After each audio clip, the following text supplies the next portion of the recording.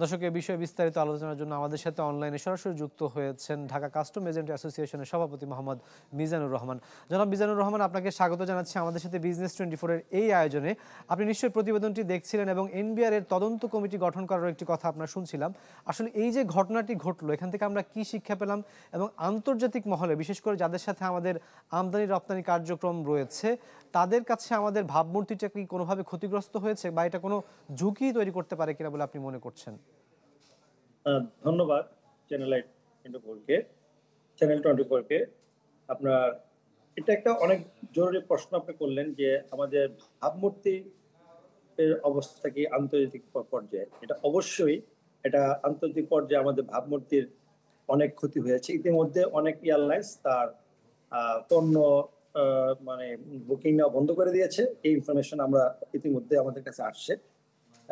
Cargo নিচ্ছে না, যে বাংলাদেশের আমদানি কার্গো রিসিভ করার মতো বা পরিবেশ নেই এবং সেই কারণে ব্যবসা করার পরিবেশ নেই, সেই কারণে তারা মাল নিচ্ছে না।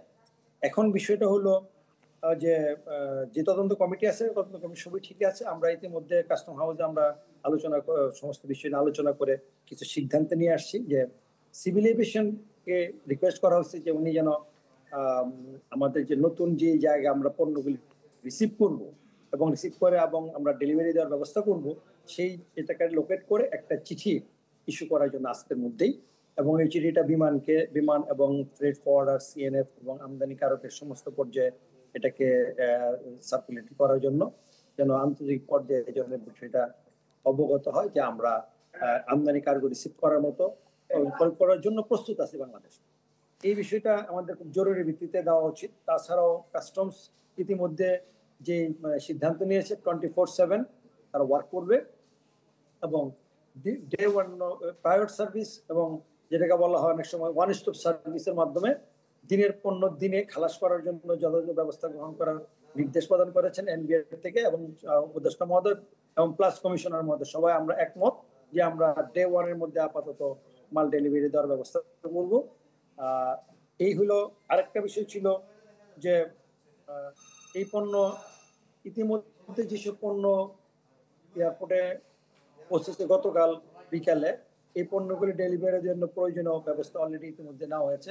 সুতরাং যে কোনো আমদানিকারক তার সিএনএফ যদি এখন পণ্য ডেলিভারি নিতে চায়, তার ডেলিভারি নিতে কোনো বাধা নেই। এই ব্যাপারে আমরা সবাই প্রস্তুত আছি। ইভেন কি যেসব পণ্য ইতিমধ্যে চট্টগ্রাম এবং সিলেটে আনলোড করেছে ঢাকার পণ্য, সেগুলি নিয়েও আমরা আলোচনা করেছি যে ঢাকায় এই পণ্যগুলি এই ডকুমেন্টগুলি সাবমিশন দিয়ে অ্যাসেসমেন্ট করে ডিউটি ট্যাক্স যেটা পরিশোধ করব, চট্টগ্রাম এবং সিলেট থেকে পণ্যটা খালাস নেওয়ার জন্য সিদ্ধান্ত গ্রহণ করা হয়েছে। সুতরাং যে ক্ষতি হয়েছে সেটা তো আছে, কিন্তু ভবিষ্যতে যেন আর মানে আমদানির পর্যায়ে যেন কোনো প্রবলেম না হয় সেই ব্যবস্থাগুলি আপনি বলছিলেন যে মিজানুর রহমান যে আমদানি রপ্তানি যাতে সমস্যা না হয় সেই কথাটি। আসলে কার্গো ভিলেজের যে নিরাপত্তা সেটা আসলে যে একটু হুমকির মুখে পড়ে গেছে এই ঘটনার পর, সেটি কিন্তু আমরা দেখতে পেয়েছি। সেটির নিরাপত্তা নিশ্চিতে সরকারের পক্ষ থেকে আসলে কি ধরনের ব্যবস্থা নেওয়া দরকার বলে আপনি মনে করছেন? এখানে একটা বিষয় যে আগুন লাগার সাথে সাথেই বাইরে থেকে দুটা সিভিল ফায়ার সার্ভিসের গাড়ি আসছিলেন ঢোকার জন্য। ওগুলো সত্য, তারটা প্রতিষ্ঠান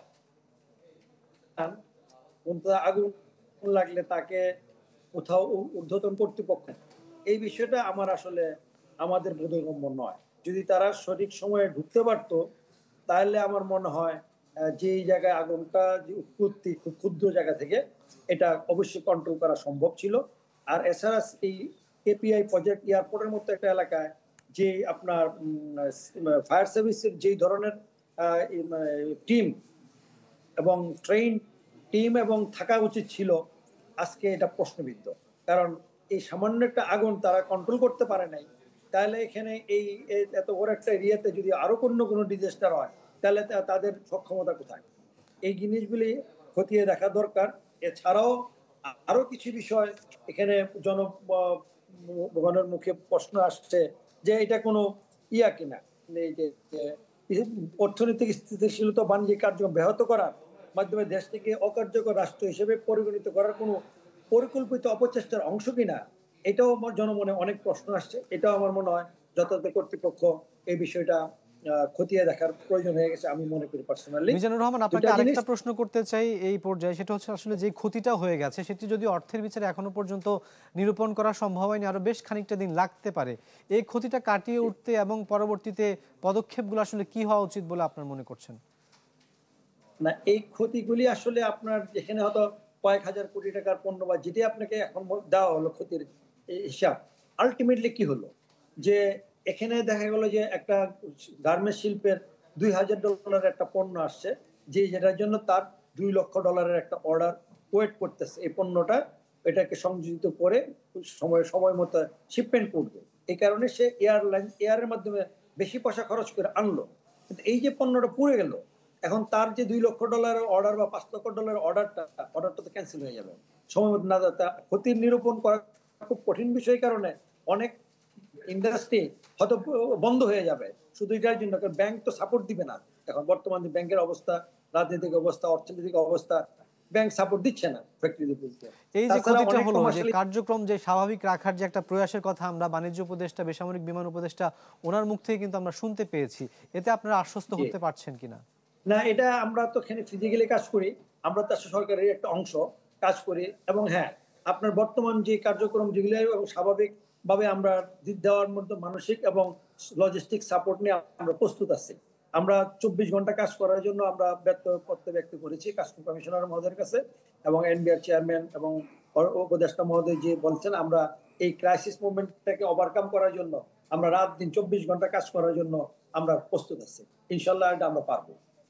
আপনি বলছেন যে আপনারা আসলে সেটি করতে পারবেন, সেক্ষেত্রে আসলে সরকারের পক্ষ থেকে যে সহায়তাগুলো থাকবে সেটাও নিশ্চয়ই অব্যাহত থাকবে বলে আমরা আশা প্রকাশ করছি, প্রত্যাশা করছি। আপনাদের জন্য শুভকামনা রইল যাতে দ্রুত আপনারা এই ক্ষতিটা আসলে কাটিয়ে উঠতে পারেন। জনাব মিজানুর রহমান, আপনাকে অসংখ্য ধন্যবাদ আমাদের সাথে যুক্ত হওয়ার জন্য। দর্শক, ঢাকা আন্তর্জাতিক বিমানবন্দর অর্থাৎ শাহজালাল আন্তর্জাতিক বিমানবন্দরে যে আগুনের ক্ষতি হয়েছে সেই ক্ষতির কার্যক্রম নিয়ে আমাদের সাথে কথা বলতে সরাসরি যুক্ত হয়েছিলেন ঢাকা কাস্টম এজেন্ট অ্যাসোসিয়েশনের সভাপতি জনাব মিজানুর রহমান।